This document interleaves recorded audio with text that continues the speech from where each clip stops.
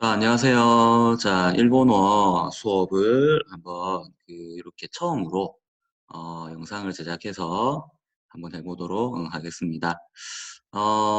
교실에서 맨날 여러분들과 만나서 수업을 하다가 요걸로 좀 하려고 하니까 좀 어색한 부분도 많이 있는데 그래도 알차게 선생님이 준비했으니까 이 온라인으로 수업을 듣고 그렇게 일본어를 재밌게 시작을 했으면 하는 바람이에요. 그중에는 중학교 때 여러분들 그 중학교에서 그 일본어를 배운 학생들도 있을 거예요. 그 중학교 때 이제 생활 일본어라는 그 과목으로 이제 배운 학생도 있을 건데 아마 대부분의 학생들은 이제 고등학교 올라와서 그 일본어를 이제 처음 배우는 거기 때문에 선생님이 왜 일본어를 배워야 되는지 일단 한번 처음에 시작을 하고 그걸 알려드리고 한번 우리 시작을 한번 해보도록 하겠습니다. 여러분들 여러분들이 학교 다닐 때 외국어를 배우잖아요. 그죠? 그 외국어 중에서도 가장 제1 외국어가 이제 여러분들 알고 있는 영어가 될 거고요. 자, 근데 이제 고등학교 과정에서는 그 제1 외국어에 해당하는 그 영어뿐만 아니라 여러분들이 제2 외국어도 이렇게 꼭 배우시고 이수를 하셔야지만 이제 고등학교 과정을 이렇게 마칠 수가 있는 겁니다.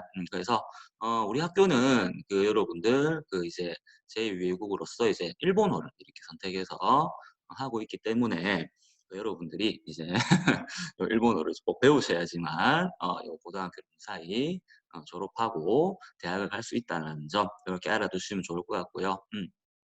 그리고 대학을 가서도 아마 이렇게 뭐 교양 과정으로 해서 이렇게 일본어를 배우실 수가 있을 겁니다.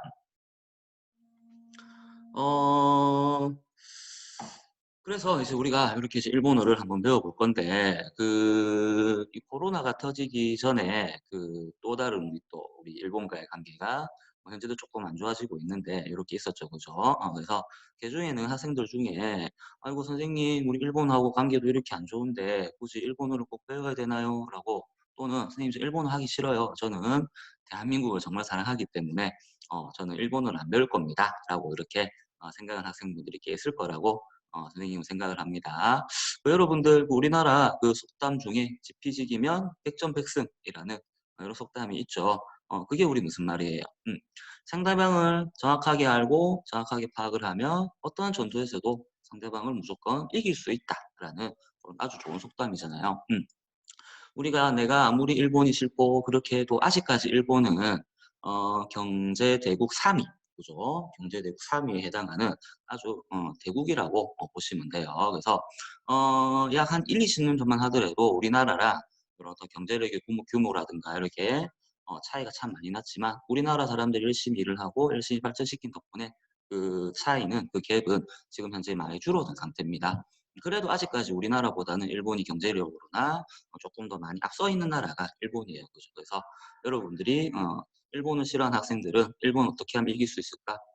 일본어 정확하게 알아야지만 우리가 일본을 또 이렇게 이길 수 있는 그 방법이 아닐까 싶습니다. 그래서 일본에 대해서 이렇게 우리가 좀 알아보고 우리가 언젠가는 이제 일본을 넘어서 우리나라가 경제대국 2 위, 3위 또는 1 위까지 갈 수 있는 그런 저력 있는 국가라 생각하거든요. 그래서 조금 안 좋은 이미지를 갖고 있는 그런 학생들이라도 일본에 대해서 알아가며 좋은 점은 받아들이고 안 좋은 점은 우리가 배울 필요는 없잖아. 그죠? 그래서 좋은 점을 받아들이면서 언젠가는 일본을 뛰어넘을 수 있도록 그렇게 준비하는 과정이 꼭 필요하다고 생각합니다. 그래서 여러분들 꼭 일본어 이렇게 재밌게 배우시길 바라겠습니다. 여러분들은 일본에 대해서 많이들 알고 있는 학생들도 있을 거고 또는 우리 또 잘 모르는 학생도 있을 거예요. 그죠? 일본이란 나라는 어떻게 보면은 우리나라랑 가장 가까이 위치한 그 외국이라는 나라가 일본이란 나라가 되겠죠. 그래서 뭐 배를 타고 가든 비행기를 타고 가든 전 세계 어느 나라보다 우리가 손쉽게 갈 수 있는 나라가 일본이 되겠고요. 밖에 조금 시끄럽네. 무슨 유세 차량이 있는 것 같습니다. 그래서 우리 가깝고도 먼 나라가 일본이 되겠는데 그래서 오늘 첫 시간으로서 음 이제 선거철이 얼마 안 남아서 저기 밖에서 고생하시는 또 분도 계시네요. 그래서 첫 시간으로서 그 대략적인 어떤 일본의 개간, 일본에 대해서 한번 알아보는 시간을 이렇게 한번 준비를 해봤습니다. 그래서 오늘 할 수업에 대해서는 여러분들이 조금 부담 없이 이렇게 들어보는 그런 과정이라고 생각을 하시면 될 것 같아요. 자, 여기 화면에 선생님이 많이 띄워놨죠, 그죠? 똑같은 화면만 봐가지고 여러분들이 조금 이렇게 좀 지겨우실 것 같은데 같이 한번 해보도록 하겠습니다. 녹화하고 있어요.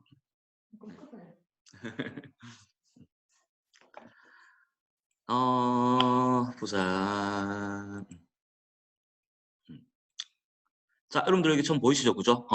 여러분들 아시듯이 그 일본은 섬나라입니다. 섬나라.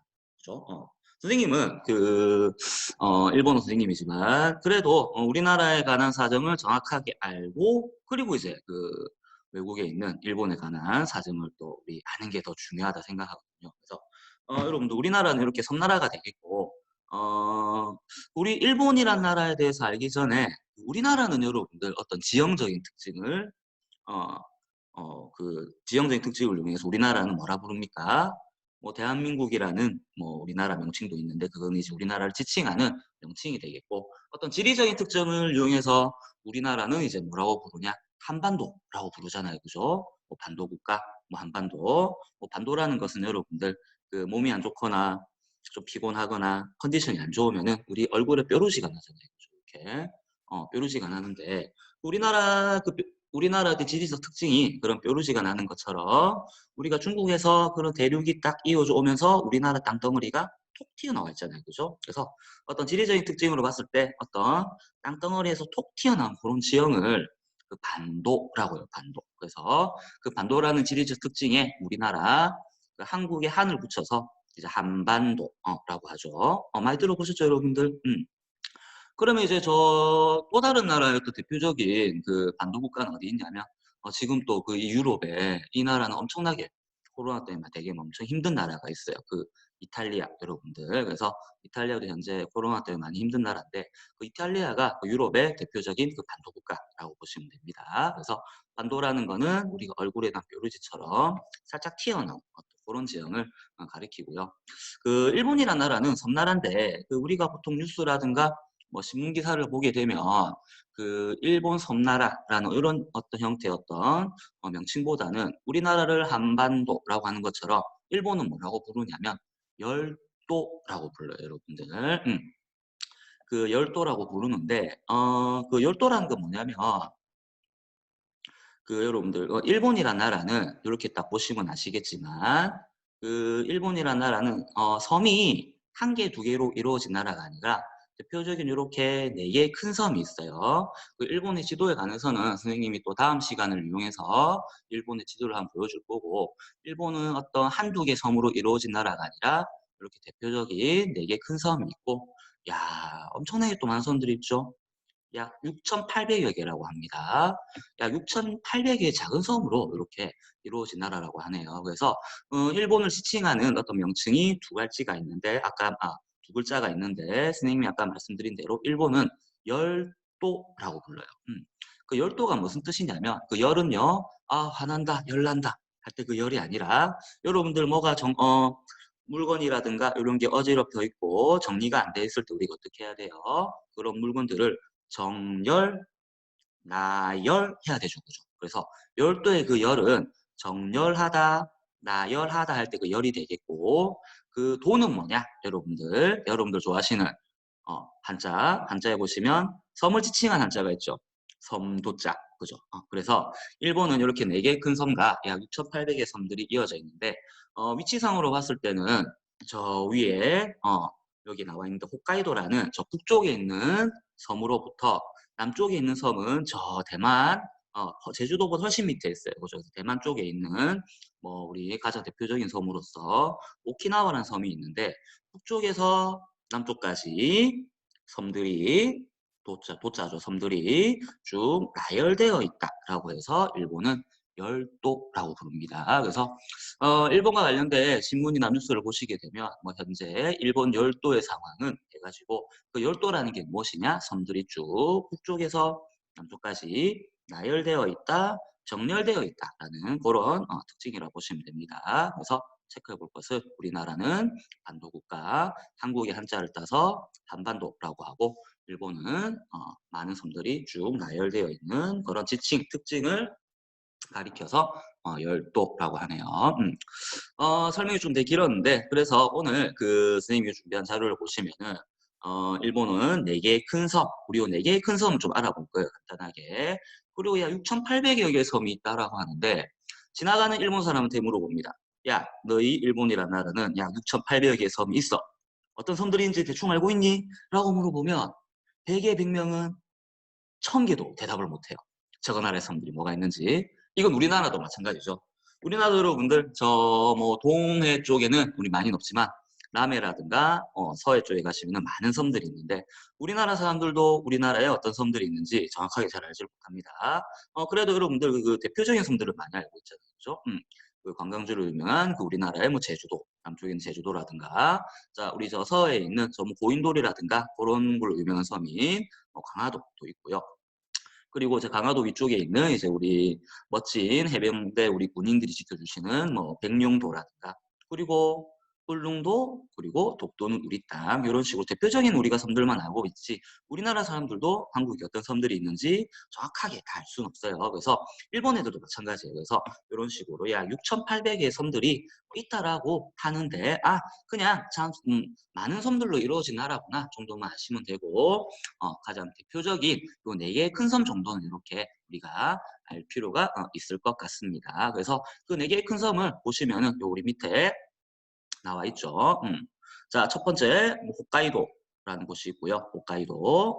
자, 홋카이도는 보통 그 요 한자어로 사용해 가지고 우리나라에서 홋케도라고 이렇게 알려져 있는 섬입니다. 자, 그리고 자, 일본의 주요 도시라든가 그죠? 가장 주요 도시 및 뭐 수도뿐만 도쿄라든가 오사카라든가 어떤 주요 어떤 기반 시설이 가장 많이 모여 있는 혼슈라는 곳이 있고요.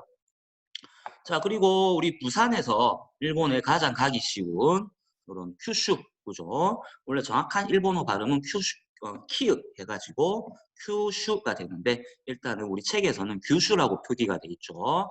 이거는 왜 이렇게 표기를 하는지 선생님이 뒤에 가서 정확하게 한번 설명드리도록 하겠습니다. 원래 정확한 일본어 발음은 큐슈가 되는데 우리 한글로 표기할 때는 일단 규슈, 일단 두 가지 다 맞다라고 이렇게 보시면 될 것 같아요. 자, 그리고 마지막 네 번째, 일본을 이루는 가장 대표적인 4개 큰 섬 중에서 가장 작은 섬인 시코쿠 이렇게 4가지가 있습니다. 그래서 일본을 이루는 4개 큰 섬이라고 하면은 가장 북쪽에 있는 1번 홋카이도, 2번 혼슈, 3번 큐슈, 4번 시코쿠 이렇게 될 것 같아요. 그래서 선생님이 요 4개 섬에 관해 가지고 가장 뭐 기본적인 정보를 한번 알려드리도록 하면은 보자.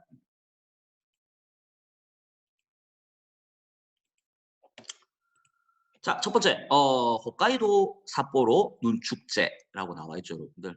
그래서 우리나라도 요 그 축제가 참 많이 그 각 지역별로 우리 그렇게 다양한 축제들이 있는데 그 일본을 또 대표하는 특히 홋카이도 가장 북쪽에 위치한 홋카이도를 대표하는 축제가 요 삿포로의 눈축제라고 보시면 될 것 같습니다. 선생님이 아까 이 홋카이도는 저 북쪽 위에 위치해 있다고 했잖아. 그래서 여러분들 북쪽 하면 이게 어디랑 되게 가까웠냐면 러시아랑 이렇게 되게 가깝게 위치해 있어요, 여러분. 그래서 러시아 하면 떠오르는 뭐 요새 우리 학생들이 말하는 뭐 불공국이라는 뭐 그런 뭐 재밌는 그 용어도 있던데 이 홋카이도 자체가 러시아에 인접해서 아주 북쪽에 위치해 있기 때문에 여름에는 아주 서늘하고 겨울에는 그 북쪽에 위치한 그만큼의 어떤 엄청 추위가 그 강한 지역이라고 보시면 돼요. 그래서 추위가 강하고 되게 추운 지역이고 눈도 많이 온 이런 지역이다 보니까 이 상품을 이용해서 홋카이도에서는 이렇게 대표적인 세계 3대 눈 축제라고 불리는 뭐 유키 마츠리, 일본어로는 유키 마츠리라고 하는데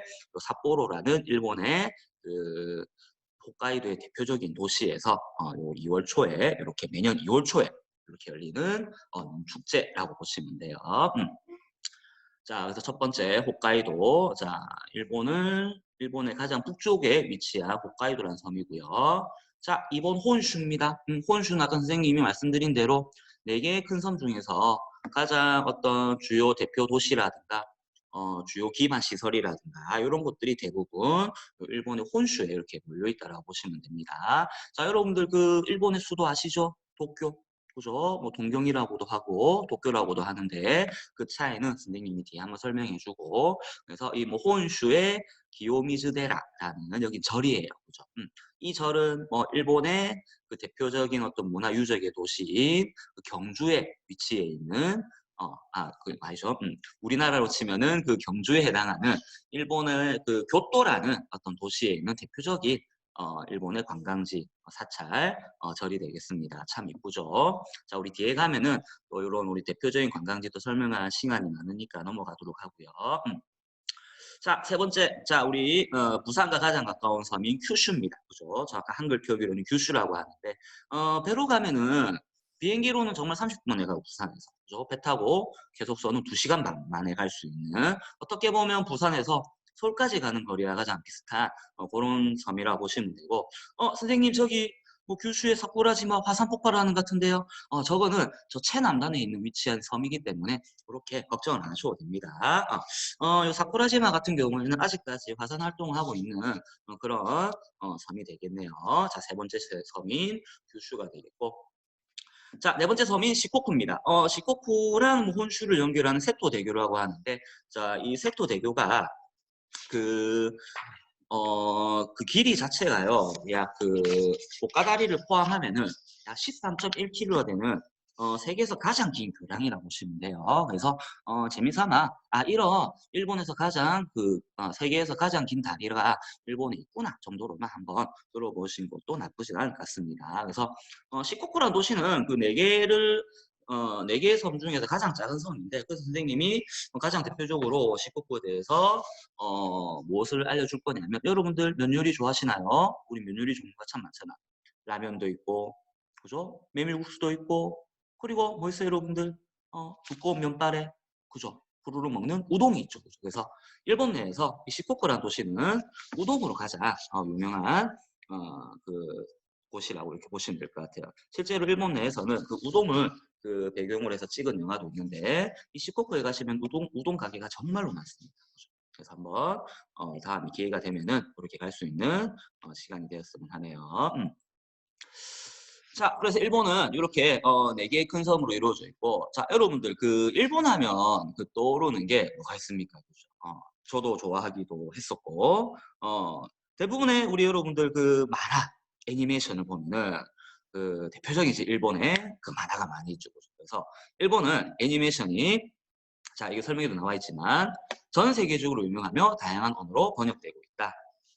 그 일본이란 나라는 그 만화가 애니메이션이 이제 미국과 함께 전 세계에서 1, 2위를 다투는 만화 강국이라고 보시면 되겠어요. 그래서 대표적인 만화가 이렇게 나와 있는데 선생님은 이거를 보지 않았습니다. 그죠? 그래서 하이큐라는 만화가 되겠는데 이 하이큐가 보니까 여러분들 저는 요거를 선생님 찾아보니까 뭐 배구를 뭐 하는 뭐 그런 만화라고 알고 있어요. 그죠? 우리 보신 학생들도 많이 있겠죠. 자, 두 번째. 요거는 자, 우리나라에서 인기가 정말 많았죠. 한 3년 전인가?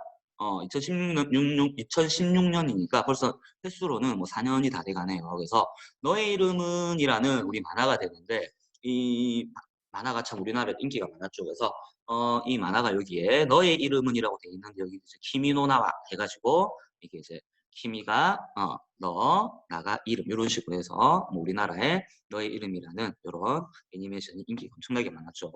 그 당시에 그 선생님이 자료를 찾아보니까 약 한 300만 명 이상으로 관객이 많이 들었다고 합니다. 그 중에 선생님도 포함이 돼 있을 거예요. 선생님 이 만화를 일본 가서 본 기억이 나네요.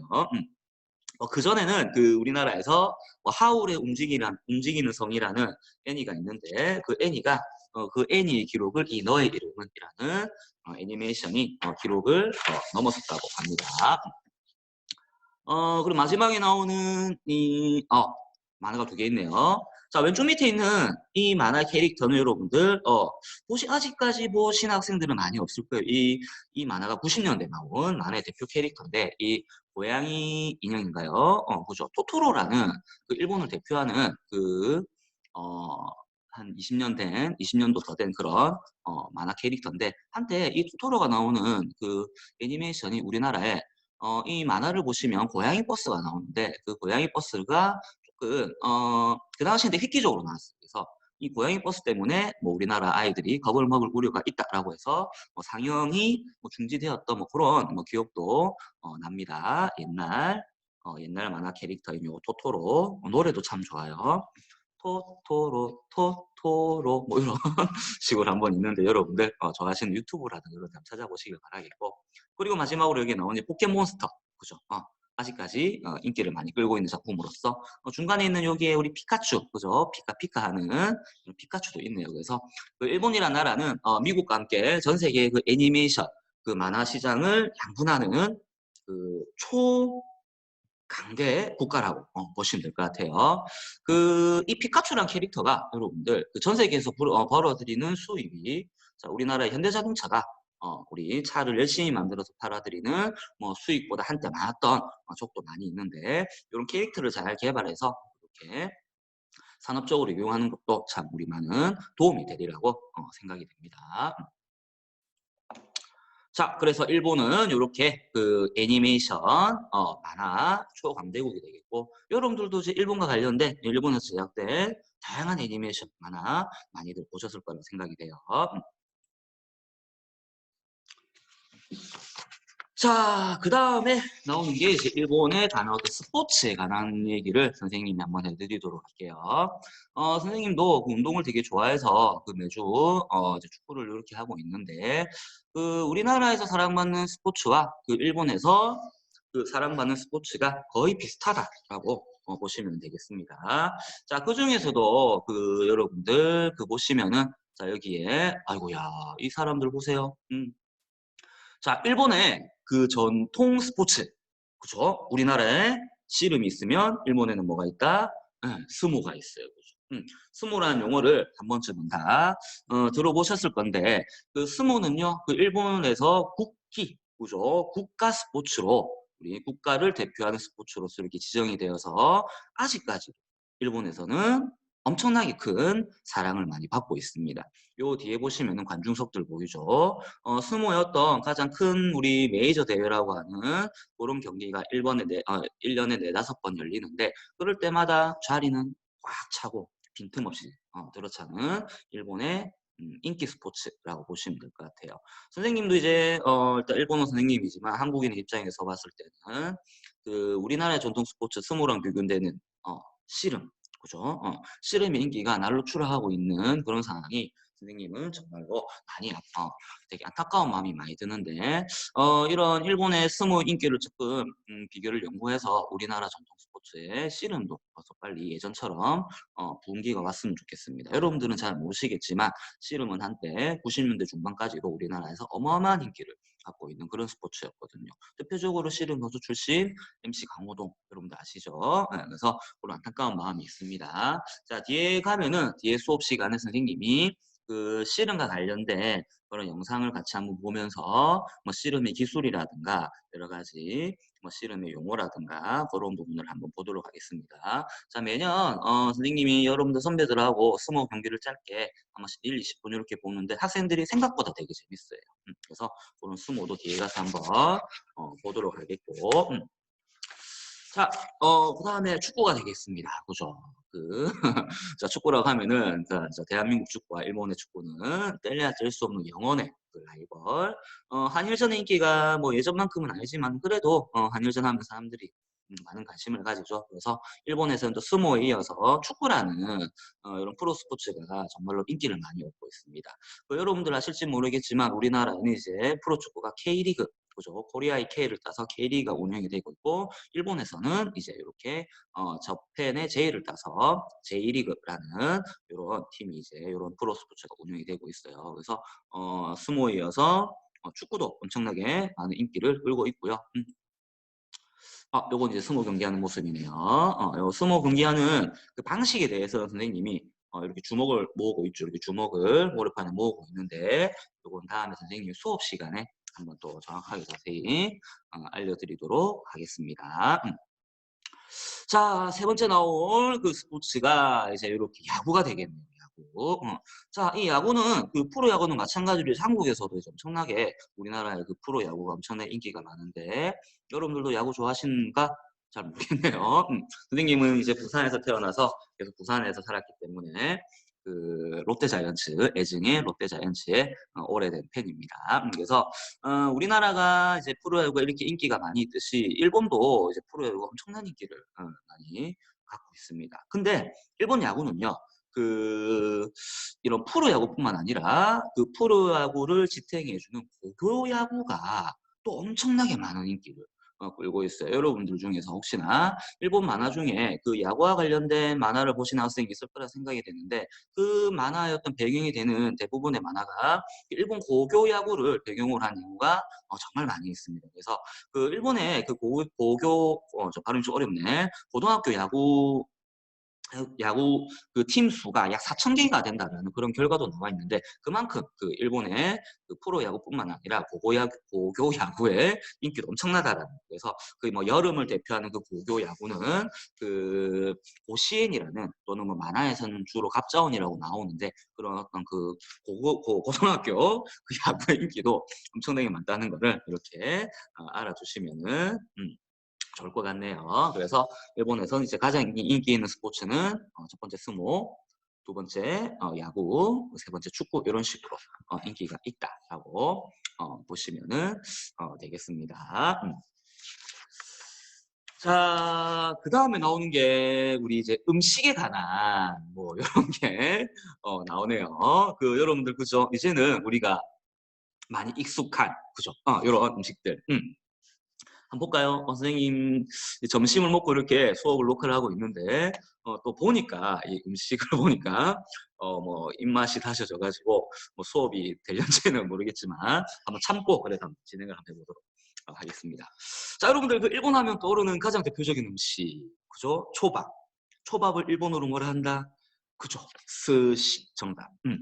그래서 그 일본을 대표하는 대표적인 음식이 요 초밥, 스시가 되겠는데 이제 우리 한국 사람들도 대한민국 사람들도 이제 요 초밥을 아주 즐겨 먹는 그런 우리 식성으로 좀 바뀌고 그 인기가 있는 어떤 그런 메뉴가 되었던 것 같습니다. 그래서 이 초밥에 관해서는 선생님이 한 시간을 설명을 해도 아주 부족한 음식이 초밥이 아닐까 싶네요. 스시가 되겠죠. 그래서 우리 저 뒤에 가면은 또 우리 일본 음식에 관한 그런 문화 파트가 나오는데 거기에서 선생님이 자세하게 설명을 해드릴 거고요. 재미난 사실 한 개 알려드리자면 자, 여러분들 김밥 좋아하시나요? 김밥. 일본에도 김밥과 같은 그런 음식이 있는데 일본에서는 김밥이 어느 음식에 속하냐?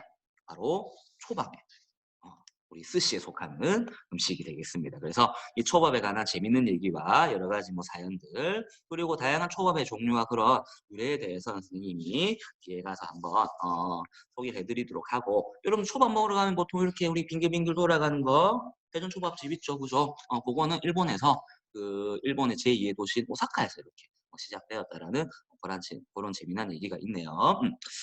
오늘 저녁은 선생님이 저기 있는 회전 초밥집 카파스시라고 들어봤죠? 카파도 선생님이 다음에 한번 알려드리도록 하겠습니다. 카파스시에서 카파는 우리나라에 있는 도깨비처럼 상상의 동물이다. 보시면 될 것 같아요. 선생님이 다음에 더 자세하게 알려드리고 자, 우리 다코야끼라고 나오네. 자, 요거 우리 안 먹어본 학생은 선생님이 없을 거라 생각합니다. 그죠? 동그랗게 생긴 빵에 그 안에 뭐가 들어가 있다? 문어가 들어가 있다. 그죠? 오징어가 들어간 사람은 그 가게는 절대 가면 안 돼. 왜? 타코가 일본어로 문어거든요. 오징어가 들어간 집은 가면 안 됩니다. 그래서 정확한 일본어 발음으로는 다코야끼가 아니라 타코야끼.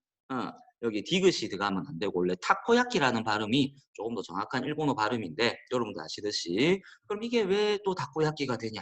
이걸 지금 설명하면은 설명이 재미없어지고 좀 길어지니까 이 부분도 선생님이 다음에 수업 시간에 알려드리도록 하겠습니다. 자, 맛있는 타코야끼. 이 타코야끼가 그 일본에서 서민들이 가장 즐겨 먹는 간식 중에 한 개가 되는데 최근에는 이제 우리나라에서도 아주 대중화가 된 음식이 되겠죠. 7개 3,000원인가? 그죠. 맛있네. 예. 자, 그리고 세계적으로 유명한 일본의 과자와 초콜릿이라고 나와 있습니다. 자, 여러분들, 저도 옛날에 우리 학생들과 같이 그 일본에 뭐 졸업여행을 가거나 이렇게 가게 되면은 항상 학생들이 면세점을 달려가요. 왜 달려가냐? 특히 여학생들 초콜릿 사러 가더라고요. 선생님은 이제 그런 거 잘 몰라가지고, 야, 너 어떤 초콜릿 샀어? 하니까 로이스인가요, 여러분들? 로하스인가? 아마 이 중간에 있는 요 초콜릿이라 생각이 되는데 그만큼 이 초콜릿이 일본산 초콜릿이 그렇게 맛있다라고 하더라고요. 그래서 선생님도 한번 뺏어서 먹어봤는데 맛있었습니다. 그래서 일본에서는 이렇게 초콜릿이 되게 유명하고요. 과자도 참 우리 과자를 좋아하는 우리 한국 사람들이 일본 과자를 먹어보면 다 맛있다라는 뭐 그런 이야기를 많이 하는데 이 맛있는 이유가 그 아까 우리 수업 초반에 나왔던 여러분들 그 일본을 이루는 4개의 큰 섬 혹시 기억하시나요? 자, 그 4개의 큰 섬을 보시면은 그 우리 큰 섬 중에서 홋카이도라고 북쪽에 있는 위치에 있는 그 섬이 우유가 참 그래 맛있다고 합니다. 자, 낙농업이라고 해서 뭐 젖소를 키우고 우유를 생산하는 그런 낙농업이 되게 발달되어 있는데 그 이유가 여름의 서늘한 기후와 그죠? 초원이 되게 많아요. 그래서 우유가 아주 맛있는 지역이기 때문에 그 맛있는 우유를 이용해서 이렇게 과자나 뭐 초콜릿을 만들면 맛있을 수밖에 없다라는 뭐 그런 이유가 되겠죠. 여기 우리 책에서 한 개 빠졌는데 뭐 과자랑 초콜릿뿐만 아니라 뭐 아이스크림까지도 우유로 만드는 그런 제품이 인기가 많다고 합니다.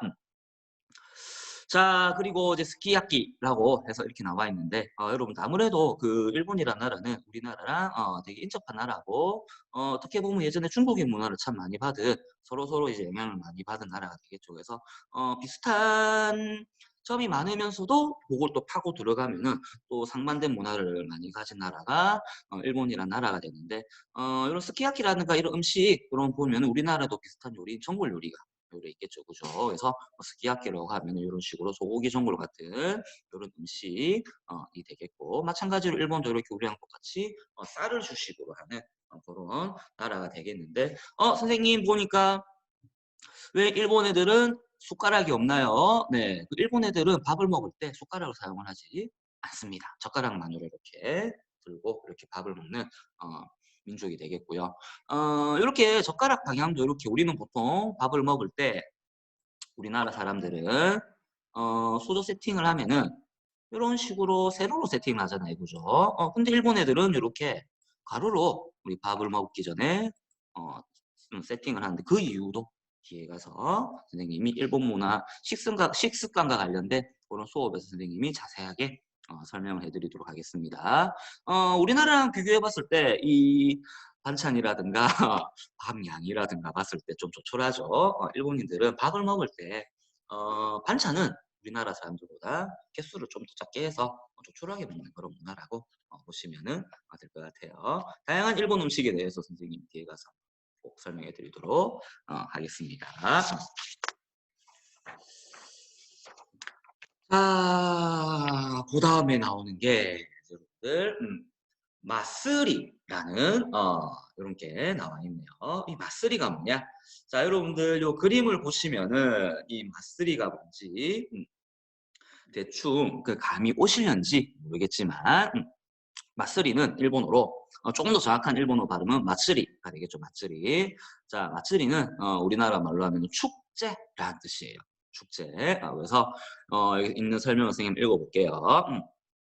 자, 일본에는 1년 내내 다양한 마쓰리, 축제가 열린다. 그죠? 이건 우리나라도 마찬가지죠. 자, 최근에 우리나라도 뭐 한겨울을 제외하고 한겨울도 우리가 축제가 열리긴 합니다. 그래서 우리나라도 보통 이제 지금 뭐 벚꽃 축제가 열리고 다양한 축제가 이제 곧 시작을 하는데 뭐 코로나 여파로 조금 참여가 좀 힘든 부분도 있고 뭐 취소가 우리 된 축제도 있겠지만은 일본도 우리나라처럼 1년 내내 다양한 지역에서 그죠? 뭐 크든 작든 이런 식으로 다양한 축제가 이렇게 열리는 나라가 일본이라고 보시면 될 것 같아요. 자, 뒤에 거 선생님들 읽어볼게요. 자, 길가에는 맛있는 음식 등을 파는 포장마차가 즐비하며 자, 여러분들 우리나라도 마찬가지죠. 우리가 먹거리가 빠질 수 없는 것이 축제라는 거 아니겠습니까? 그죠?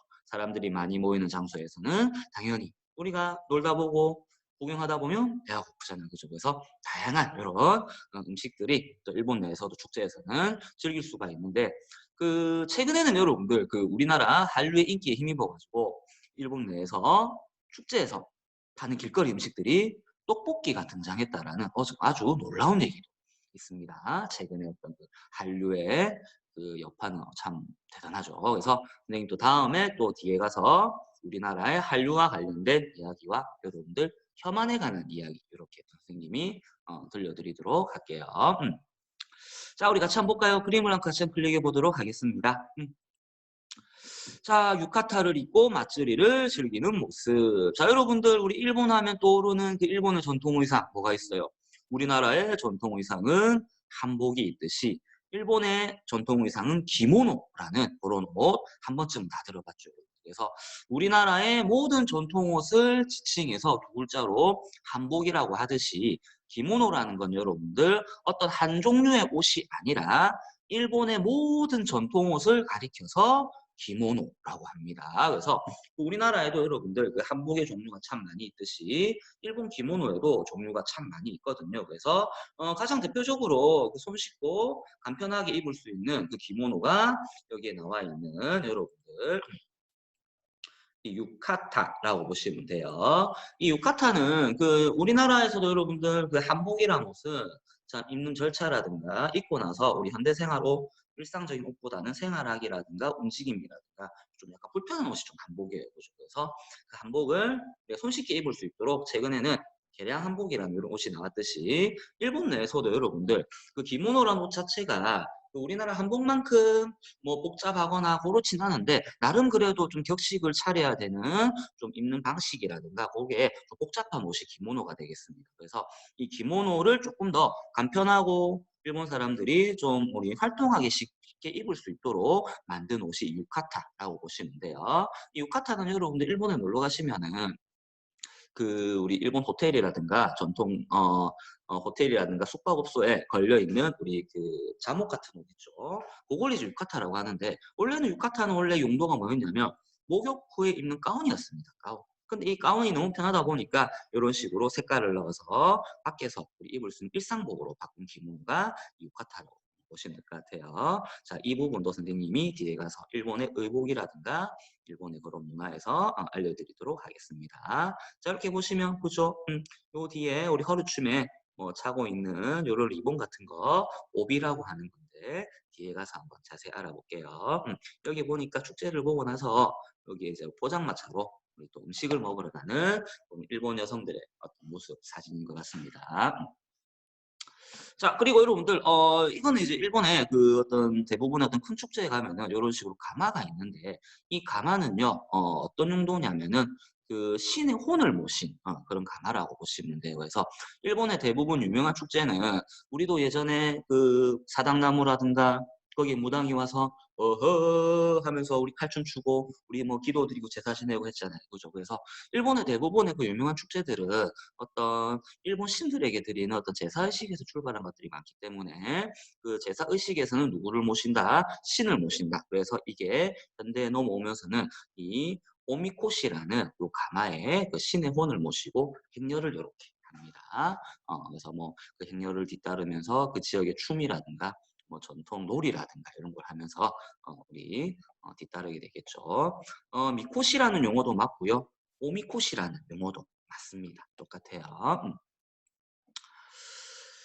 자, 이제 마무리가 다 돼 가는데 자, 우리 친구들 중에는 일본을 싫어하지만 그래도 일본을 여행을 뭐 다녀오거나 이런 학생들이 또 가족과 함께 많이 있을 건데 일본이란 나라는 정말로 한국 사람들이 손쉽고 그죠? 저렴하고 그렇게 즐길 수 있는 해외 여행지가 아닐까 싶습니다. 그래서 일본에 여행 가는 것도 우리 뒤에 가면은 일본의 어떤 뭐 주요 도시라든가 그죠? 그리고 일본의 어떤 뭐 세계문화유산 뒤에 파트에 자세하게 나와 있으니까 선생님이 가서 그 파트에서 자세하게 또 알려드리도록 하고 지금은 우리 이제 일본 맛보기잖아요. 그죠? 그래서 일본을 하면은 떠오르는 또는 자주 봤던 그런 사진들에 대해서 선생님이 한번 간단하게 한번 설명을 한번 해보도록 할게요. 자, 일단은 설명을 선생님 읽어보도록 하겠습니다. 자, 일본에서는 세계에서 가장 높은 전파탑인 스카이트리, 먹거리가 유명한 오사카, 천년의 역사를 가직한 교토에서 현재와 과거를 여행할 수 있고 많은 온천에서 온천욕을 즐길 수 있다라고 나오네요. 자, 여러분들 이거 보시면은 자, 첫 번째 사진 선생님 클릭을 해볼게. 야, 요 사진은 우리 많이들 봤을 거예요. 그죠? 일본에서 가장 높은 산인 후지산입니다. 여러분, 후지산. 대한민국에서는 우리 이제 총 한반도에서 가장 높은 산이 백두산이잖아요. 그죠? 백두산보다, 그죠? 더 높은 산이 후지산이에요. 해발 3,776m가 되는데, 보시면은 요 꼭대기에 우리, 그죠? 눈이 매년 쌓여 있죠? 그죠? 눈이 쌓여 있는데, 이게 높다 보니까 후지산 같은 경우에는 1년 365일 정상까지 등산을 할 수가 없습니다. 왜냐? 위험하기 때문에.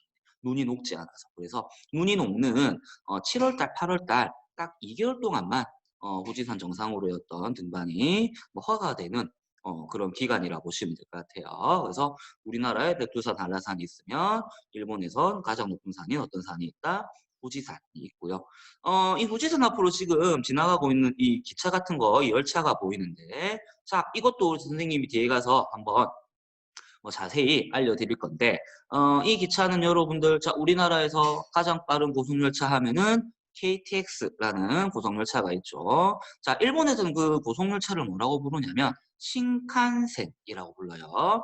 신칸센. 그래서 이 신칸센에 관한 고속열차도 선생님이 다음에 한번 알려드릴 건데, 여담으로 선생님이 재밌는 얘기 한 개 해준다면, 재밌진 않을 것 같지만, 우리나라에서 KTX라는 걸 처음 도입을 할 때 아무 기술이 없으니까 어디에서 이 기술을 차용을 해서 제휴를 맺어서 KTX를 만들려고 했냐면 그 당시에 아직까지도 그렇습니다. 전 세계에서 또 고속열차의 기술을 선도하는 나라가 일본이랑 프랑스가 있어요. 그래서 일본에는 여기에 나와 있듯이 신칸센이라는 열차가 대표적이고 프랑스에서는 떼제베라는 어떤 그런 고속열차가 대표적인데 우리나라에서는 고민을 많이 하다가 결국에는 이제 프랑스의 떼베제라는 기술을 저희가 제휴를 맺어서 우리나라에서 KTX가 그렇게 탄생한 배경이라고 보시면 됩니다. 신칸센의 역사는 지금 현재 한 40년이 넘은 걸로 선생님이 알고 있어요. 꽤 오래된 역사를 가지고 있죠. 자, 두 번째는 그 634m의 높이의 스카이트리라는 우리 전파탑이 되겠네요. 그래서 이 스카이트리가요. 그 선생님이 일본에 있을 때는 이 스카이트리가 없었습니다. 선생님이 2006년도에 그 일본에 있었는데 그 이 스카이트리가 생기기 전에 그 일본을 대표하는 그 탑이라고 할까요? 타워라고 할까요? 그게 뭐였냐면 그 영화에도 많이 나온 도쿄타워라는 그 도쿄타워가 이제 일본을 대표하는 타워였는데 뭐 부산으로 치면은 그 우리 용두산 타워, 부산 타워라고 하나요? 서울에는 뭐 남산 타워 이랬듯이 이 스카이트리가 이 지어진 지 얼마 안 됐어요. 전파탑이다 보니까 그 우리 뭐 여러 가지 전파 송수신을 위한 그런 탑이 되는데 그 일본 도쿄를 대표하는 도쿄타워를 제치고 훨씬 이제 높이가 높다 보니까 이 스카이트리가 이제 일본을 대표하는 그 타워라고 이렇게 보시면 되겠습니다. 전망대에서 보시면은 그 여기에 전망대 여기 높이 있는 부분이 있는데 그 아까 나왔던 후지산까지도 이렇게 보이는 그런 일본의 대표적인 타워라고 보시면은 될 것 같아요. 자, 이제 뭐 백부의 노천탕이라고 나오는데, 그, 일본 하면 또 떠오르는 게 온천이 되게 유명하다라고 보시면 되겠습니다. 그래서 그 일본 내에서는 그 온천을 산속에 있는 온천에서 온천욕도 즐기고, 그리고 여관이라는 그런 숙박시설이 있어요, 여러분. 그래서 우리나라에서 여관은 아주 요새는 또 보기도 힘들지만은 여관이라는 숙박시설이 있는데 일본 내에서는 이 여관이라는 곳이 그 전통 여관으로서 우리나라의 여관과는 아주 이미지가 달라요. 그런 곳이라고 보시면 되겠습니다. 그래서 노천도 즐기고 온천도 즐기고 여간에서 일본 전통 음식과 함께 숙박도 즐길 수 있는 그런 대표적인 우리 휴양시설, 숙박시설이라고 보시면 될 것 같아요. 뒤에 가서 선생님이 또 일본 여간에 관해서도 한번 설명을 해드리도록 하겠습니다. 자, 여기에 보시면 우리 일본 원숭이, 그죠? 우리 뭐, 한국 사람들이 일본 사람들을 조금 비하하거나 할 때, 뭐, 일본 머시기라고 비하하기도 하는데, 실제로 일본은 그 야생 원숭이라든가, 그런 원숭이가 많은 나라가 되겠습니다. 저 니꼬라는 지역에 가시면은 우리가 온천을 하면은 원숭이도 같이 이런 식으로 온천을 하는 그런 모습을 우리가 볼 수가 있습니다. 자, 여러분들 이것은 이제 일본의 그 성이 되겠는데요. 그죠?